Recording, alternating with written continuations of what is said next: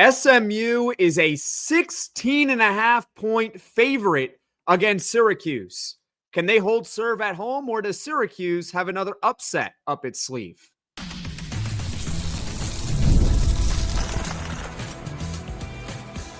You are Locked On Syracuse, your daily podcast on the Syracuse Orange. Part of the Locked On Podcast Network, your team every day.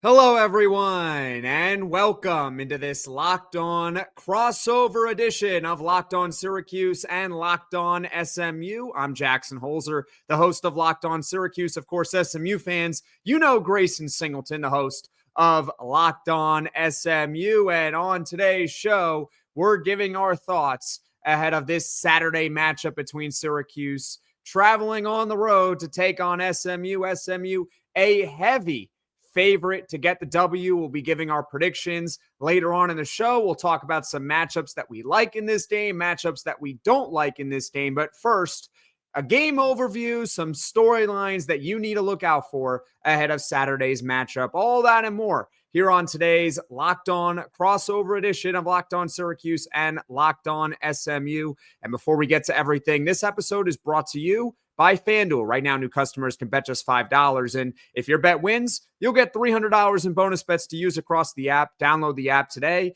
Grayson, I imagine those people who are placing their first $5 bets are probably putting it on SMU money line because they are such a big favorite to get the victory against Syracuse with a backup quarterback in Rickie Collins. He made his first start of his career last week against Duke. Was not very good, but neither was the entire team. But Grayson, SMU last year, they lost one regular season game. The whole year, they went 11-1. And yet you check the box score, you check ESPN's schedule, wherever you want to find where you got the schedule, they already have two losses. They're sitting at 2-2 right now. So Grayson, I'll start with you here. I mean, what has gone wrong for SMU? How come they already have two losses? Have you looked at the box scores from Sawyer Robertson and Josh Hoover? That would tell you the entire story there. I mean, they can't defend the pass. And in the Baylor game, they were ahead, and Scott Simons went ultra-conservative, didn't bring a whole lot of pressure. And what does that do when you allow, for my money, the guy who is throwing the ball better than anybody in the country right now, in Sawyer Robertson, to just walk you down and walk you down and walk you down? That's what led to Baylor coming back and beating SMU. Josh Hoover's day was a little bit different, not as efficient, a little bit of YOLO plays where SMU just quite frankly got outworked. And their secondary is, it's been awful. The secondary has been awful. It's been reshuffled now twice heading into this Syracuse matchup. So if Steve Angeli was going to play in this game, boy, would this be an interesting storyline of how SMU was going to be able to defend the passing attack from Syracuse. He's not. I think that storyline kind of dampens in its intrigue because he's not there. But ultimately, the reason why SMU has lost two games is because they can't stop the pass right now. And if you've got multiple talented receivers on the outside, you're going to have a leg up. Well, I think the storyline now for Syracuse, because I actually talked about it on yesterday's show, Locked On Syracuse, about how SMU has the worst passing defense in the ACC right now. Yep. That could change. It could change. It doesn't mean that they're the worst for the rest of time. It just means through the start of this season, they're the worst in the conference in pass yards allowed per game. So the storyline now for Syracuse is, hey, last week, you want to call it a mulligan? It was Rickie Collins' first start. That's why he maybe struggled. Sure. But what's the excuse now? Well, what's the excuse against SMU? Because if this Syracuse passing attack, which was amazing with Kyle McCord, it was going really well with Steve Angeli up until when he got hurt late against Clemson. If it can't get going against SMU, I get it's on the road. I understand that. But if they can't get going against SMU, who exactly are they going to be able to throw the ball against? Who? Because every other team in the ACC is ranked ahead of SMU in passing right now. Every other team. So Syracuse, they got to get it going. And to that point, I phrased it similarly on Locked On SMU, I believe on Tuesday, when I said, if SMU's pass defense doesn't at least show signs of getting right, against a backup quarterback in Rickie Collins this year, that's going to be a referendum on what the rest of the season's going to be. So I think we're in similar veins here. If Syracuse can't throw the ball effectively against SMU, who, like you said, is the worst pass defense statistically in the ACC, and by the way, 2 of those games were against A&M Commerce and Missouri State. But if Syracuse can't throw the ball effectively against SMU, they probably ain't going to be able to throw the ball very good the rest of the year. And similarly, if SMU can't stop the pass and get a couple of turnovers and make life difficult on Rickie Collins, I mean, Cade Klubnik is coming down the pike. Carson Beck is coming down the pike. Miller Moss is coming down the pike. I don't know if they're going to be able to stop anybody if they can't stop a backup quarterback who in his first start did not look very good. It's funny there that you mentioned the turnovers, because that's the one thing I really gave SMU's defense a lot of credit for. Haven't they forced like 9 turnovers in 5 games? Like, that's amazing to me. As a Syracuse fan, I would be thrilled if the Orange had 4 games for SMU, 9 turnovers in 4 games. How is it even possible that they're 2-2 right now? That doesn't make any sense. I'll do you one better. Yeah, they forced 9 turnovers. They've also sacked the quarterback 11 times too. So they're getting pressure in spots. Here's the problem. And they stopped the run. They stopped the run. They're excellent against the run. They stop the run. They get pressure. They get interceptions. What's the problem? Yes, I'll tell you what the problem is, and I've talked about this on the show before. They are so situationally bad. I mean, in terms of Power 4 teams, I don't know if I've watched a team this season be as situationally bad as SMU has been. Third down, they against the 2 Power 4 teams, they are allowing a conversion rate of over 50% against Baylor and TCU on third down. They themselves do not convert third down very easily. And then if you watch the games, when it comes to those high leverage moments, SMU has probably, let's say they've been in 6 or 7 of them, of those really high leverage moments. They have lost almost all of them. So situationally, they have been atrocious. In the Baylor game, they should have won it, but they left 9 points on the field in missed field goals and then swapped the kicker. And then in the TCU game, the new kicker didn't look very fantastic. So there are spots where you can get SMU. Like, there are numbers that will say, wait, SMU should be pretty good, like you just alluded to. But when it comes to just the situational stuff, when it's those sorts of things that can kick you over the top or lose you a game, SMU has done more of the latter in those situations. Grayson, what's your projection now for SMU sitting at 2-2? It's funny because they could presumably go 9-1 in 7-1 in conference play because of how shaky Clemson looks. And that game is still on the road, but do we really know how good Clemson really is? But I can tell you what, they didn't look very good against Syracuse. No, they didn't. They haven't looked really good against anybody this year. But Miami gives me a lot of worry because I think Miami can win a national championship this year. But that game's in Dallas, so you never know what could happen there. But you've got Clemson on the road, and then there's not really another team on this schedule that I can say SMU can't beat them. So SMU presumably could go 7-1, maybe run the table again if they get lucky against Miami, and a couple of those situational plays go their way. But it's a high floor, it's a high ceiling, low floor type of thing because this team could rise to the occasion, or they could go 5-3 in this slate. That's the silver lining, though, with SMU. They're 2-2 right now, but their 2 losses are not in conference play. So they're still very much alive. They don't have a conference win, but they also don't have a conference loss. And at the end of the day, in the new format, if you win the ACC, you're in. And so SMU, who cares that they lost 2 games? Who cares that they lost to Baylor? Who cares that they lost to TCU? If they manage to go 7-1 or 8-0 in the conference like they did last year, they're 1 game away from getting to the college football playoff, which is where they were in 2024. As far as Syracuse, at this point, until Rickie Collins can maybe prove me wrong, until this maybe Syracuse defense can prove me wrong, I'm just hoping at this point that Syracuse can make a bowl game from here on out. But those are some storylines to look out for ahead of Syracuse and SMU on Saturday. Coming up, Grayson and I will discuss the matchups that we like for this game and some matchups that we don't really like for this game. So stick with us here on this crossover edition of Locked On Syracuse and Locked On SMU. Mazda crafts cars for those who do more than simply move. You can make everyday drives feel like anything but, from smooth handling to intuitive controls. With all-wheel drive standard in every crossover SUV, you can drive with confidence through almost any season. Like our players, we sweat every detail because when you make every move count, impossible becomes irrelevant.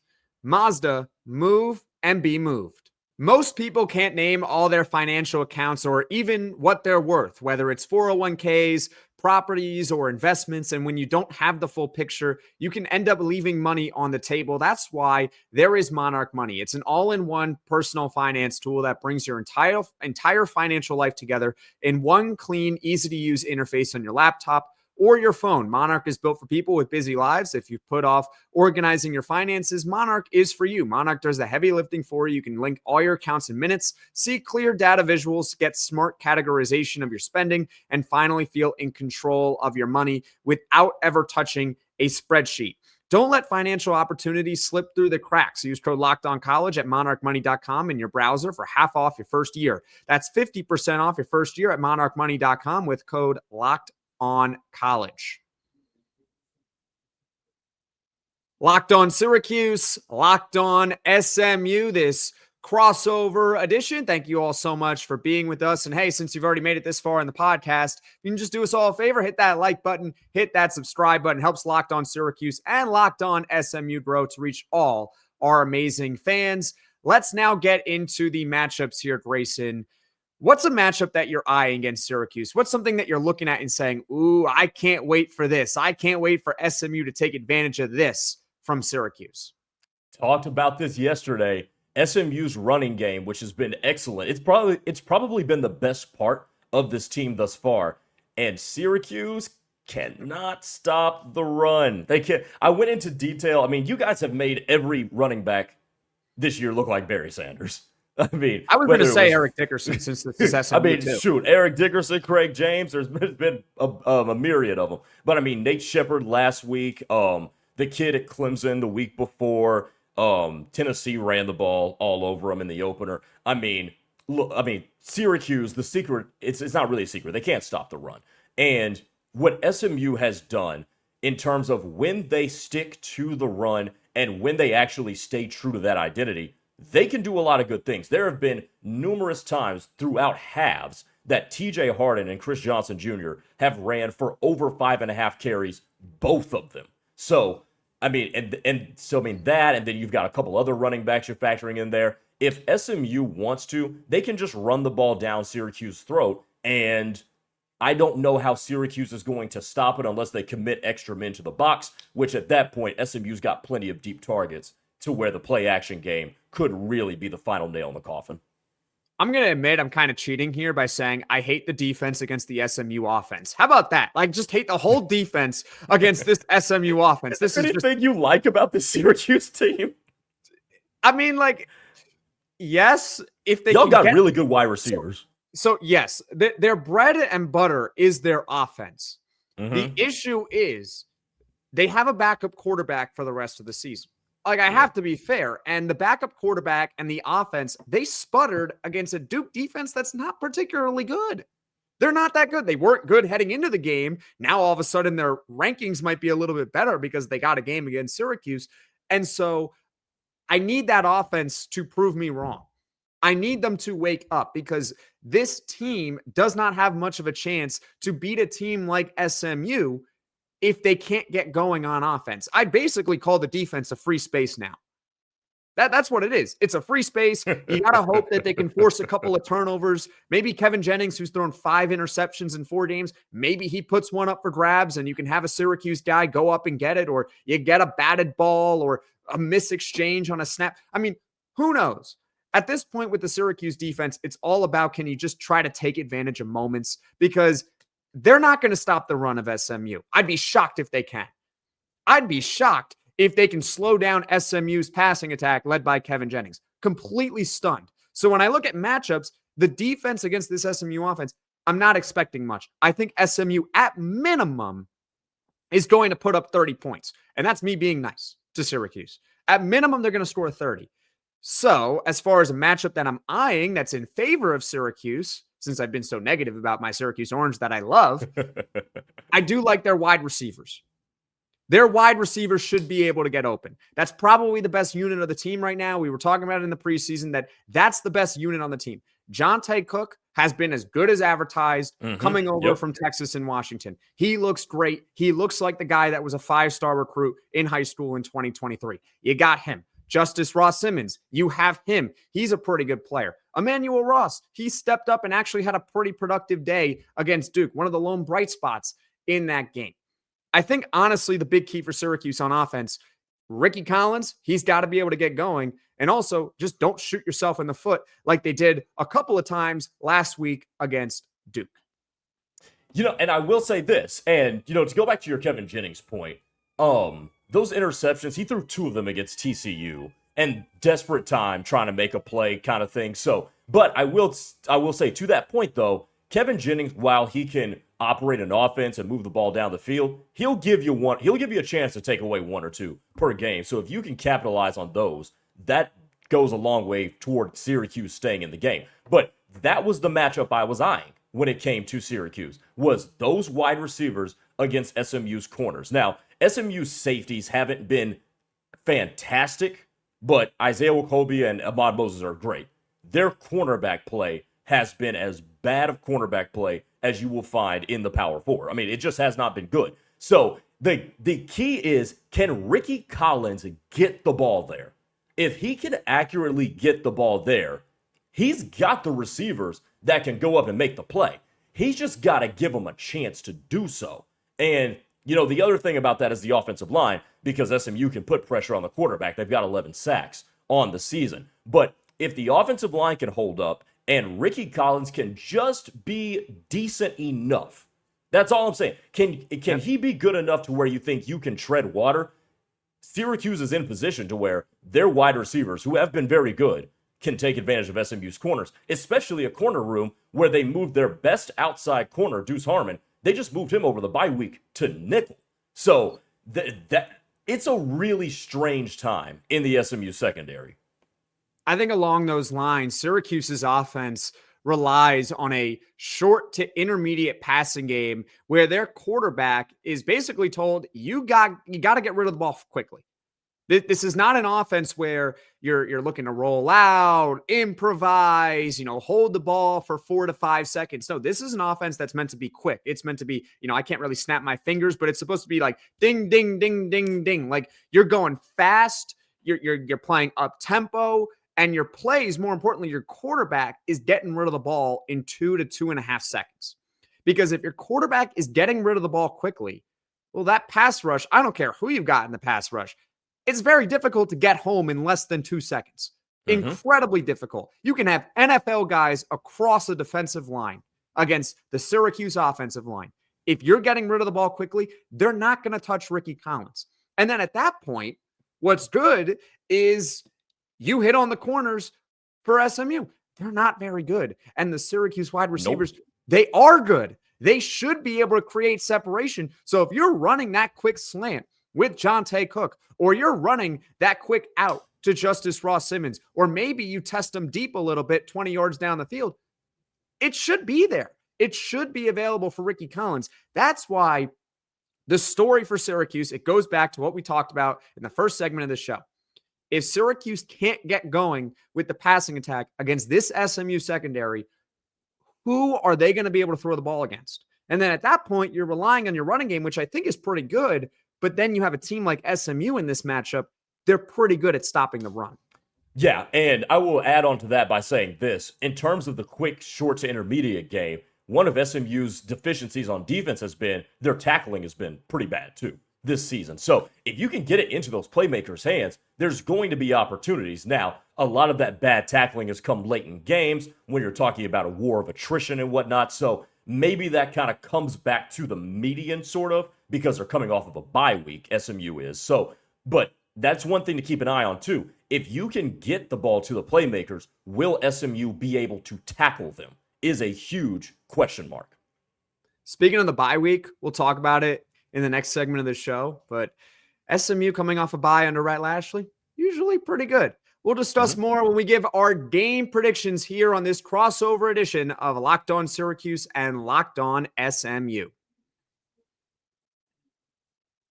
The NFL season is here, and FanDuel has an offer you don't want to miss. Right now, new customers can bet just $5 and get $300 in bonus bets if you win. That's right. Pick a bet, put down $5, and if it hits, you'll unlock $300 in bonus bets to use across the app. It makes football even more exciting, whether you've got a little something on the game, you're riding on the action, right? Or you're just betting for emotional insurance. Maybe you're a New York Jets fan like myself. So what are you waiting for? Visit FanDuel.com to download the FanDuel app today and get started.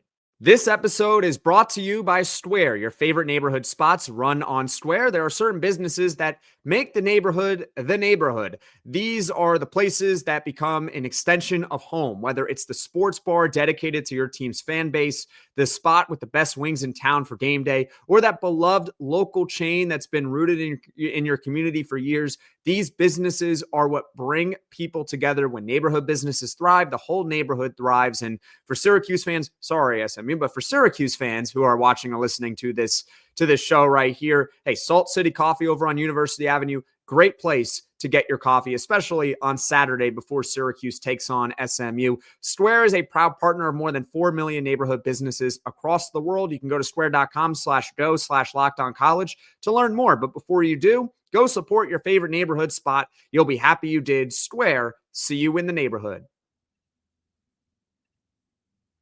Time to give our game predictions here on this Locked On crossover edition of Locked On Syracuse and Locked On SMU. That's Grayson Singleton, the host of Locked On SMU. I'm Jackson Holzer, host of Locked On Syracuse. So, Grayson, I got a stat for you. Ready? Okay, go for it. SMU last year was 3-0 coming off a bye, but that's not the best part. 3-0 off a bye, cool. They played some bad teams off a bye, but you ready for this? They outscored their opponents in the first quarter, 48-0. So SMU under Rhett Lashlee, at least last year, they certainly did not sleepwalk after their 3 bye games. So with that being said, Grayson, I throw it over to you. The floor is yours. Now, knowing that information, maybe you already knew it before. What's your prediction for this game? Well, I didn't know that before, but I appreciate you enlightening me on that one. And I'll tell you what, that stat goes to coaching. Like, that is completely a coaching stat, because 2 weeks to prepare for an opponent, and you come out of the gate when, especially on offense, when your plays are being scripted. So that means you've got a good offensive game plan, which Rhett Lashlee is an offensive head coach. He's their play caller. Like that is just straight up coaching in that stat. My prediction for this one, this should end up being a 33-17 type of game. SMU is not always going to capitalize every time they get in the red zone. They just don't. There's too much volatility with whether it comes to penalties, whether it comes to Kevin Jennings' accuracy sometimes. I don't think they're going to score touchdowns every time they get into the high red or low red area. But I do think they're going to be able to score points on this Syracuse team. And I think 33 is a good number coming off of a bye. First game in the ACC. That gives you some good vibes leaving Ford Stadium at home. And I think the defense starts to settle in. Obviously, it's a soft landing with a backup quarterback. Obviously, you've got the playmakers to worry about. But I do think that the backup quarterback being involved there is going to be too much for Syracuse to overcome. That combined with the fact that SMU should be able to run the ball at will against the Orange. I'm going to go 33-17, 33-16. So you're right on the point spread. The point spread currently is 16.5. You're right there. You're right there. Which will tell you is that that's a game I am staying away from. Right. So okay, I got to give my prediction now. I think Syracuse is going to lose, but it's going to be an encouraging loss, because I do think it's going to be one of those games where they do get their passing attack going. And I think it's going to give us hope that even though SMU has a poor secondary, it at least shows you that Syracuse's passing attack with a backup quarterback does have a pulse. they can move the football. And if they can avoid shooting themselves in the foot like they did with a couple of fumbles, one of which I think was complete BS. I mean, Jonte Cook was clearly targeted. Fran Brown disagrees, but I don't care that he disagrees.